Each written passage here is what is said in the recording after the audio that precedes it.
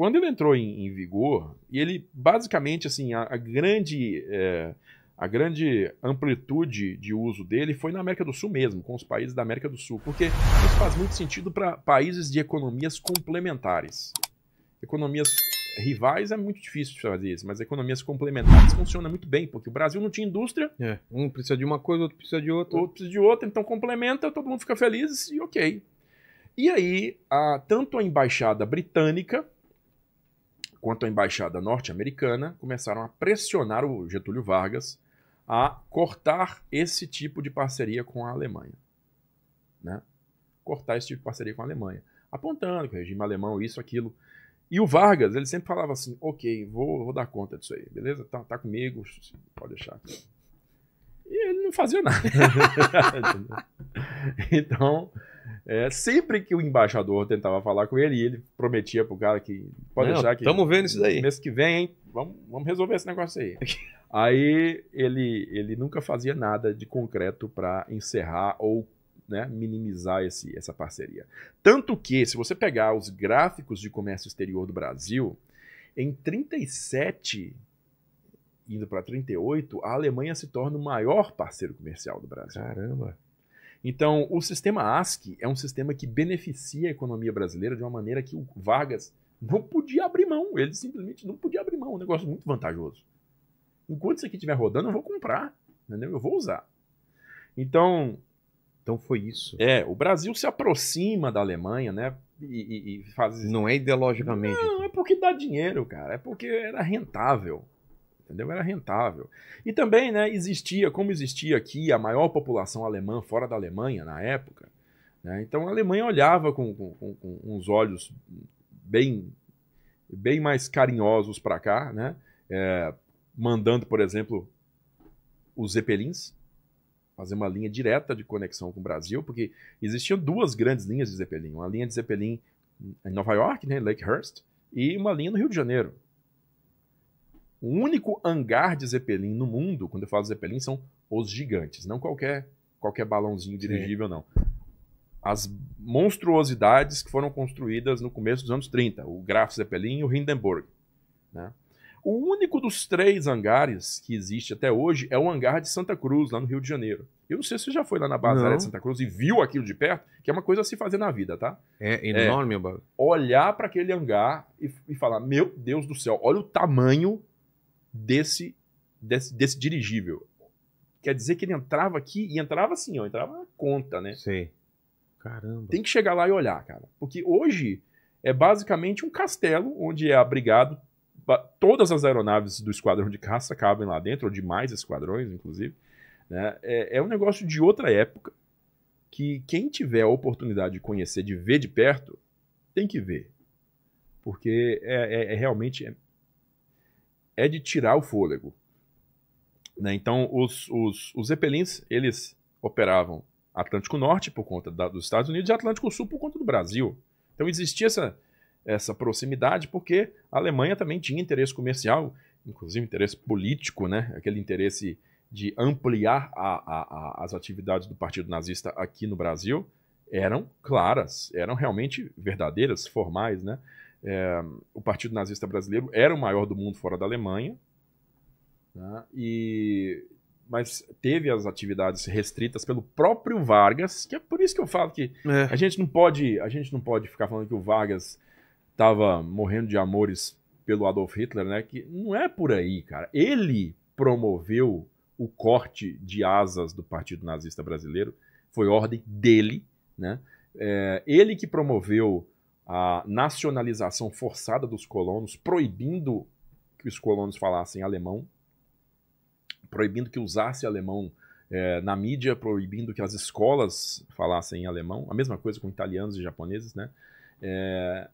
Porque, essencialmente, nessa época, as colônias eram colônias mesmo, né? Eram pequenas alemanhazinhas e pequenas italiazinhas e japãozinhos aqui, onde os caras falavam só a língua deles ali. Então, ele nacionalizou de forma forçada os colonos nessa época e cortou as asas do Partido Nazista aqui. Que, inclusive, gera um incômodo, né? um desacordo com a Embaixada Brasileira no Rio de Janeiro. Embaixada alemã? Alemã no Rio de Janeiro. Falei brasileira, pelo Deus. e que inclusive gera um desacordo com a embaixada alemã no Rio de Janeiro. O embaixador, Dr. Karl Ritter, era um cara que era muito malquisto pelo governo, né, pelo executivo do Brasil, porque era um cara que constantemente ficava mandando mensagens e intimações para que as atividades do partido fossem liberadas no Brasil. Eu acho um absurdo, eu acho isso, aquilo, outro, nós não temos liberdade para agir, a população alemã é gigantesca. E aí ele era meio que ignorado, né, mas isso gerava problemas também, porque o Karl Ritter era muito incisivo, era um cara que não tinha um feeling diplomático assim tão bom, né, e... como eu falei, assim, a parceria econômica do Brasil com a Alemanha, ela se torna a maior de todas em 38 e 39 também, né? Mas em 39, setembro de 39, pá, é batido ali uma faca, né, na linha da história, porque começa a Segunda Guerra Mundial. E aí, começar a Segunda Guerra Mundial, as coisas começam a mudar radicalmente, né? Não só lá na Europa, na Polônia, lá, como aqui no Brasil também. Algumas coisas acontecem nesse ínterim. Existe uma troca de embaixadores dos dois lados. A situação ela se coloca de uma maneira, né, que o Hitler tem que fazer uma contenção de danos com o Brasil, dada a importância da relação econômica Brasil-Estados Unidos para a Alemanha, Brasil e Alemanha para a Alemanha, tá? Então o Hitler tem que fazer uma contenção de danos. A troca de embaixador, a primeira troca de embaixador que vai acontecer é a troca de embaixador brasileiro na Alemanha. Assume a embaixada lá em Berlim, o Ciro de Freitas Vale, né?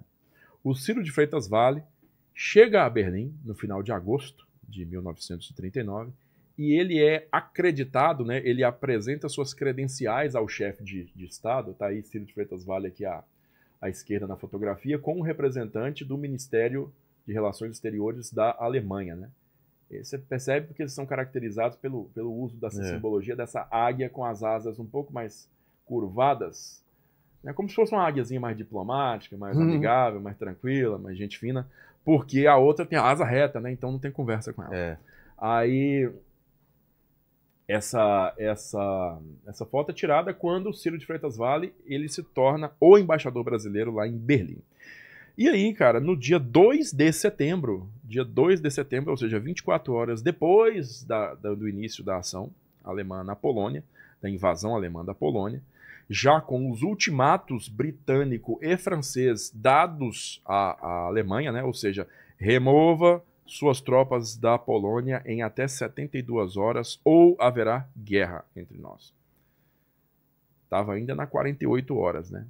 Ciro de Freitas Vale vai até a chancelaria do Reich em Berlim, né? A nova chancelaria projetada pelo Albert Speer, que é aquela cheia de mármore marronzado, meio vermelho amarronzado, né? Que não existe hoje mais, foi demolido. O mármore foi levado para a Rússia e hoje decoram os monumentos lá na Rússia. Uhum. E aí, o Ciro de Freitas Vale, ele é recebido por Hitler no escritório dele. E Hitler o cumprimenta e faz o seguinte início de conversa com ele. O senhor me perdoe por esse incômodo que nós estamos passando. O quê? Ô, louco! Ele pede desculpas a Ciro de Freitas Vale pelo incômodo que nós estamos passando, que essa situação vai se resolver rapidinho e que nosso comércio será restabelecido mais forte do que nunca, né?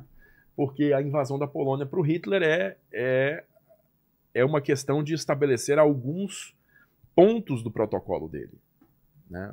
Primeiro, a unificação do território alemão num só, né? Existia a província da Prússia Oriental, que era separada fisicamente da Alemanha pelo famoso corredor polonês de Danzig, e ele queria unificar esse território num só e eliminar a Polônia. Na verdade, eliminar a Polônia, né, pelos protocolos secretos do acordo de paz que ele fez com a União Soviética, eliminar a Polônia, porque na cabeça do Hitler e na cabeça do Stalin também, a Polônia não existia, né? A Polônia era uma invenção, era um negócio assim...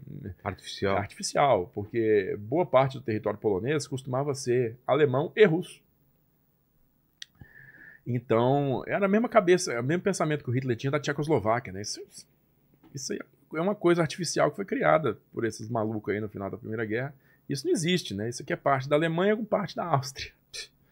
Então, o Hitler pede desculpas para o Ciro, e o Ciro, ele passa, né, a representar oficialmente o Brasil em Berlim, cara.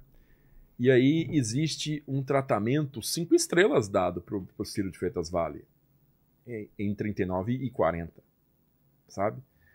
Aí, Helene, aquela foto do balcão, inclusive, essa foto aí, ó, foi feita em 1940, ali pro meio do ano, né? Eu creio que isso aí, creio não, eu tenho certeza, isso é de julho de 1940, tá?